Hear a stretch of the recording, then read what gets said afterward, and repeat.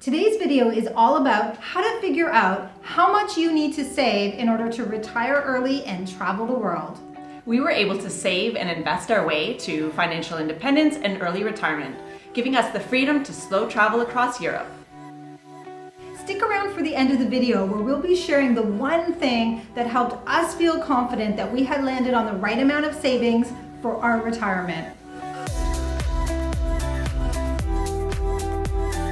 To our subscribers, welcome back for another episode. If you're new to our channel, I'm Jillian. And I'm Stephanie. We're a couple who saved and invested our way to financial independence. This allowed us to say goodbye to our corporate jobs and head out on the road for a life of adventure and slow travel across Europe.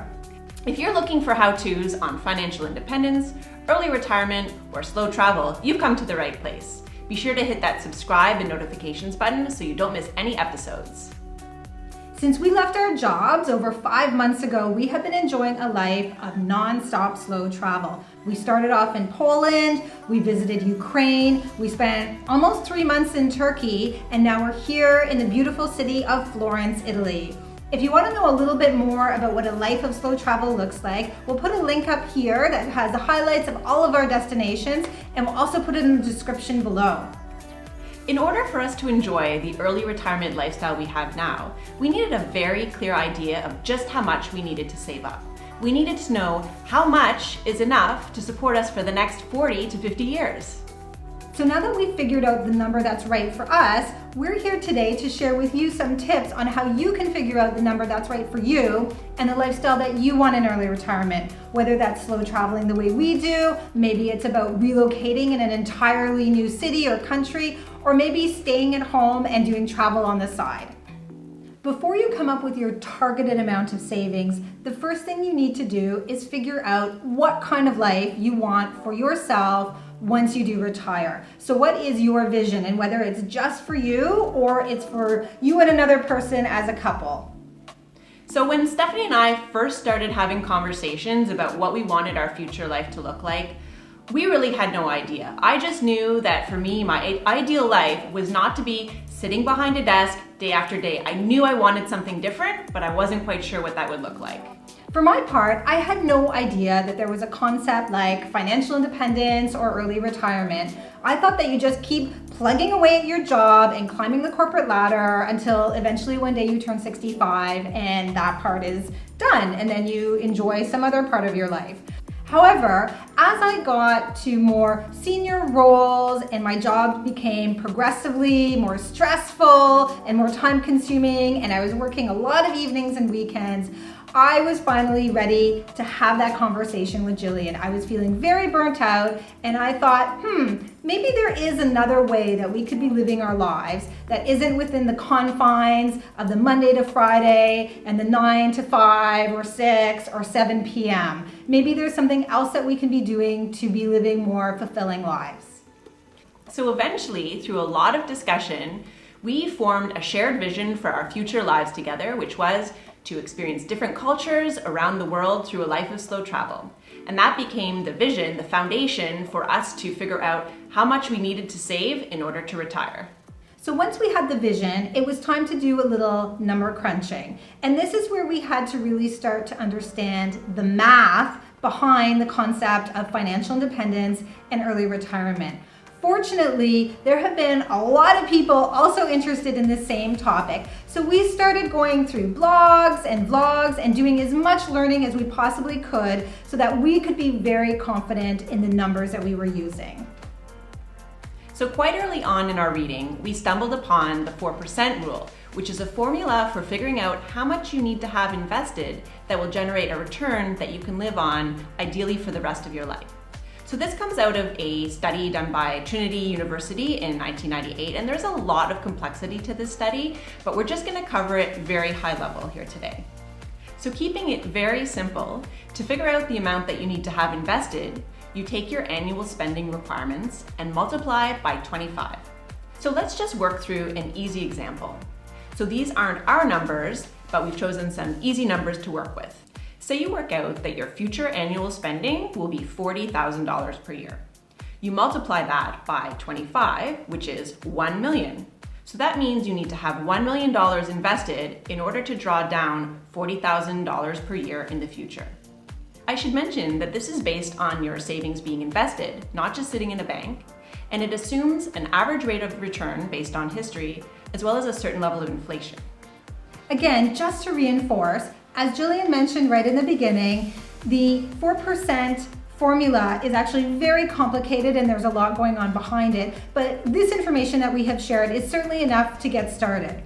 The other thing that I wanted to mention is that the concept of saving 25 times the amount that you expect to be spending in retirement. So again, that example of if you think you'll be spending $40,000 to save up $1 million, there is some criticism within the financial independence community that in fact that amount is a little bit risky because market returns may not be as high in the future as they have been in the past. And as well, if you are retiring very early, you have a very long time horizon. So you just need to be a little bit more prepared.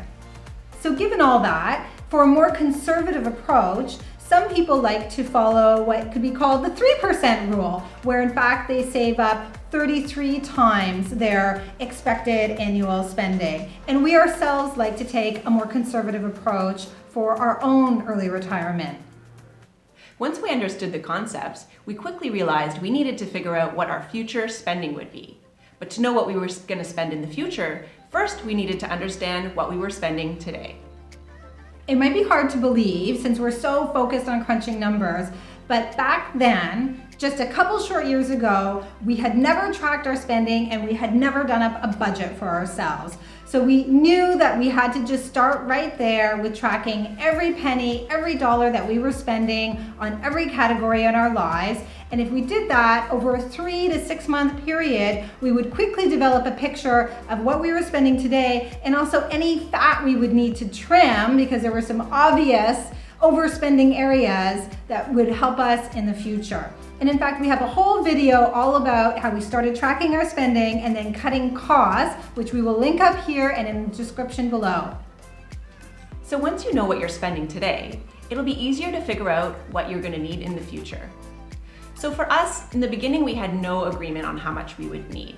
After living in Singapore for so many years, we had a really inflated concept of how much might be needed in our retirement. It took a lot of research for us to drill into our potential future costs and figure out a realistic picture of what those might look like. Very quickly, we came to the realization that our future life of slow travel would actually cost a lot less than our current lifestyle. For example, in Singapore, if you want to be living in a 2-bedroom condo in the downtown center, it can cost between $3,000 and $5,000 US. But in fact, it costs a fraction of that to live in many interesting cosmopolitan cities, other places in the world.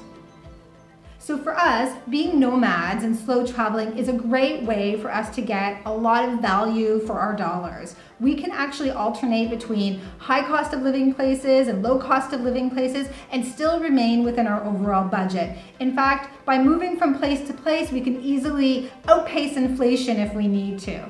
If you're thinking of an early retirement of slow travel or even relocating to another country, coming up with the right budget is very personal.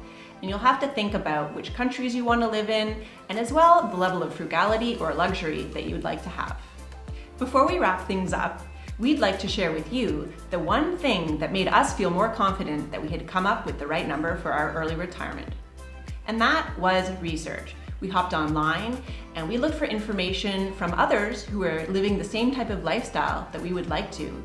And we found a wealth of resources. We found blogs, we found vlogs, many of them sharing monthly breakdowns on how much they were spending. And from those numbers, we knew that the budget that we projected was something that was workable.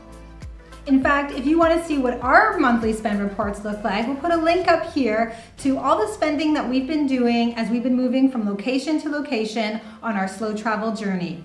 So those are our tips, really a very basic framework for how to come up with the early retirement savings number that's right for you. It really starts with that clear vision for yourself. What is the life that you want to lead in early retirement? Then you need to really understand the math and know how to apply the numbers. understand what you're spending today, because that's going to be the basis for what you're going to be spending in the future, which also needs to include where and how you want to live, whether it's going to be staying at home and having a lot of travel on the side, or having a slow travel lifestyle the way we do it. Now it's over to you. We have a question for everyone who's watching. Do you currently track how much you're spending each month?